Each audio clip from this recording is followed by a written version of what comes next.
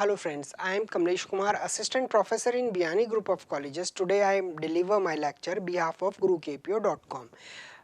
आज हम पढ़ेंगे history of C language. Basically history of C language जो कि है कि सी जो है पहले कैसी थी, वो किसने डेवलप की, क्या था.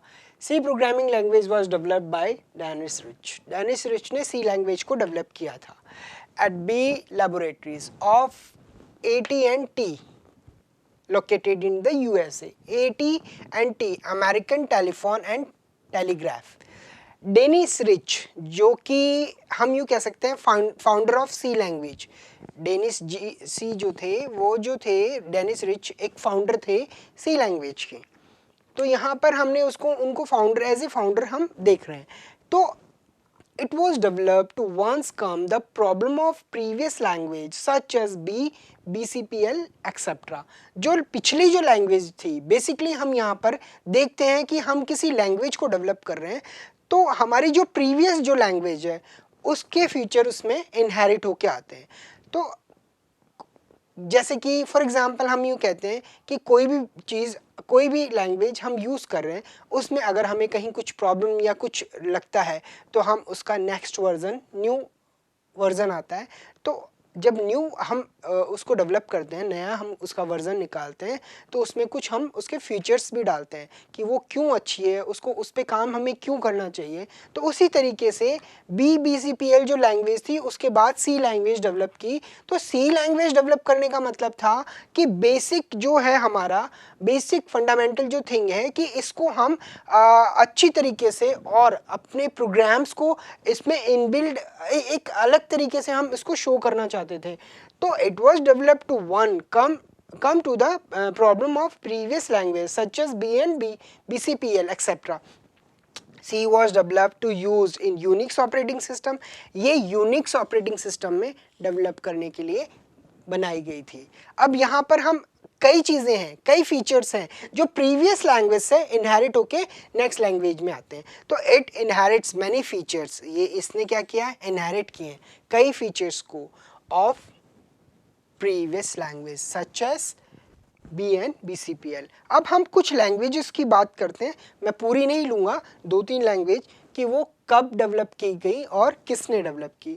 जैसे हम एल्गोल की बात करते हैं, 1960 में इंटरनेशनल ग्रुप ने इसको डेवलप किया था, इसको इंटरनेशनल ग्रुप ने. और BCPL जो 67 में मार्टिन रिचार्ड ने डेवलप किया था. B को 1970 में कैन थॉमसन ने डेवलप किया था. तो यहाँ पर मतलब जो लैंग्वेजेस हैं जिनको हम डेवलप कर रहे हैं, लैंग्वेज बेसिकली जो होती है कि हमारा काम, हमारा जो टास्क है उसको कंप्लीट करने के लिए होती है. तो हम जो लैंग्वेज है उसको हम देख रहे हैं, उसको हम समझ रहे हैं, उसको हम किस तरीके से सॉल्व आउट कर रहे हैं.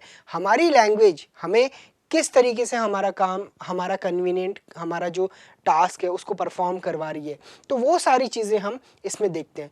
सी लैंग्वेज जो है सबसे बेस फंडामेंटल जो है वो है. सी में हमने बहुत कुछ सीखा है, सी में हमें बहुत कुछ सीखने को मिलेगा. हम इसमें जो प्रोग्राम्स बनाते हैं वो एक सिंपलेस्ट जो स्ट्रक्चर होता है उसमें डेवलप करते हैं. सी के जो प्रोग्राम बहुत इजी हैं और ये जो इसका जो स्ट्रक्चर है बहुत अच्छा है. और इसको जब डेवलप किया गया था तब ये सिर्फ यूनिक्स ऑपरेटिंग सिस्टम पे वर्क करती थी. अब इनहेरिट मैनी फीचर्स मतलब कि यहाँ पर सी ने कई चीज़ें पिछली जो इसकी प्रीवियस लैंग्वेज है उससे इनहेरिट की हैं. इन द सेंस हम यूँ कह सकते हैं कि कई फीचर्स, अब जैसे फॉर एग्जांपल है कि आप जैसे हमने ए को इनहेरिट होके बी बनाया है तो ए के कुछ फीचर्स हैं वो बी में आएंगे ऑब्वियसली उसी अकॉर्डिंग कि जो बी जो हमारी जो BCPL और बी जो लैंग्वेज थी उसके कुछ फीचर्स सी में आने लग गए. तो यहाँ पर सी में हम प्रोग्राम्स बनाते हैं, इजी वे में बनाते हैं, कोई दिक्कत नहीं होती. यहाँ पर हर प्रोग्राम हमें इजीली कवरअप हो जाता है. तो ये जो आज हमने देखा हिस्ट्री ऑफ सी लैंग्वेज की एक छोटी सी हिस्ट्री थी. मैंने ज़्यादा डीपली इसको यूज़ नहीं किया है. नॉर्मली कि लैंग्वेज जो है वो डेवलप कर रहे हैं, कहाँ डेवलप हुई है, किसने डेवलप की है और ये किस ऑपरेटिंग सिस्टम में पर वर्क कर रही है, ये हम देख रहे थे। अब उसके प्रीवियस जो लेक्चर था उसमें हमने आपको इम्पॉर्टेंस ऑफ सी लैंग्वेज पढ़ाया था कि सी लैंग्वेज की इम्पॉर्टेंस क्या है। उसी तरीके से हिस्ट्री ऑफ सी लैंग्वेज भी बहुत इम्पॉर्टेंट है हमारे लिए। हमें पता होना चाहिए कि सी लैंग्वेज की हिस्ट्री क्या है। बेसिक 2 और 3 लाइन की हिस्ट्री है, ज़्यादा हिस्ट्री नहीं है। लेकिन अगर हम देखें कि भाई अगर आप किसी भी तरह से कोई भी प्रोग्राम डेवलप करते हो तो उसके लिए उसके फीचर्स भी ज़रूरी हैं, उसकी हिस्ट्री भी ज़रूरी है, उसकी इम्पोर्टेंस भी ज़रूरी है। जिस तरीके से हम इम्पोर्टेंस को नोटिस करते हैं उस तरीके से हमें हिस्ट्री को भी नोटिस करना चाहिए। किस लैंग्वेज को किसने कब डेवलप किया है, क्यों डेवलप किया है और किस लिए डेवलप किया है। हम प्रोग्रामिंग लैंग्वेज पे क्यों वर्क कर रहे हैं, किस लिए वर्क कर रहे हैं, क्या काम करना है हमें इस लैंग्वेज पे, ये सबसे ज़्यादा इम्पॉर्टेंट पार्ट है। अब यहाँ पर जो लैंग्वेज है उसको हम बेसिक जो फीचर्स हैं इसके उसको हम देखते हैं कि किस तरीके से ये लैंग्वेज हमारे लिए सूटेबल है, सबसे सिंपल है, सबसे रबस्ट है और इस पे वर्क करना अच्छा है। अब यहाँ पर हम वर्किंग की बात करते हैं तो सी लैंग्वेज जो है एक सिंपलेस्ट फॉर्म की लैंग्वेज है। सी में हम सबसे सिंपल तरीके से वर्क कर सकते हैं।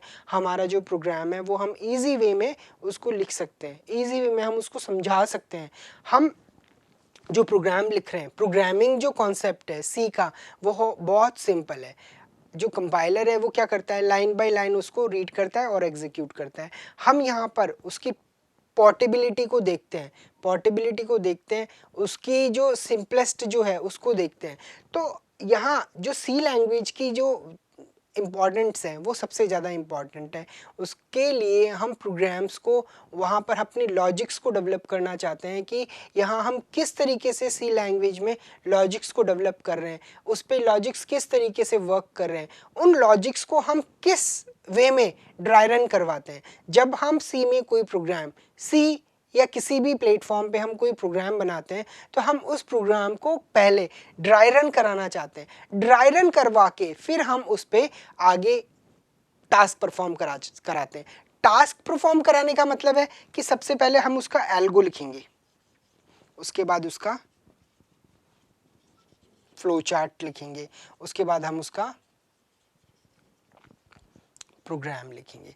ये कॉन्सेप्ट हम इसमें यूज़ कर रहे हैं। तो सबसे पहले हम उसका एल्गो मेंशन करेंगे। जब भी हम जो भी लॉजिक यूज़ कर रहे हैं उसका एल्गो यूज़ कर रहे हैं, उसका हम फ्लो चार्ट बनाएंगे, उसका हम फिर प्रोग्राम बनाएंगे। मतलब हमारे लिए ये ज़्यादा इम्पॉर्टेंट है कि हमने कोई लॉजिक बनाया है, उसको ड्राई रन करवाया है, ड्राई रन करवाने के बाद हम उस पर इस तरीके से वर्क करा रहे हैं।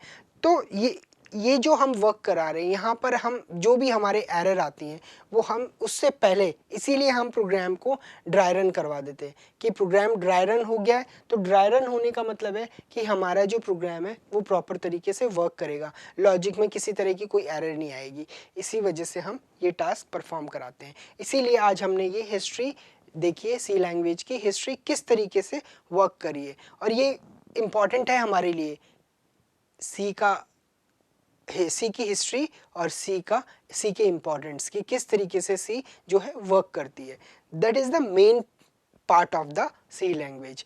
अब नेक्स्ट जब हम क्लास देखेंगे उसमें इसके फीचर्स देखेंगे, फीचर्स ये किस तरीके से वर्क करती है। इसमें जो प्रोग्राम्स हैं वो मॉड्यूल्स में भी बन सकते हैं, मॉड्यूल्स में हम बनाकर अपने प्रोग्राम्स और उनको आपस में रन करवा सकते हैं। और अगर किसी की कोई क्वेरी हो, कुछ भी किसी तरह का कोई क्वेश्चंस हो तो वो टेक्स्ट कमेंट बॉक्स में कमेंट कर सकता है। और please like and watch our video and subscribe our channel and bell icon दबाना ना भूलें। Have a nice day, thank you.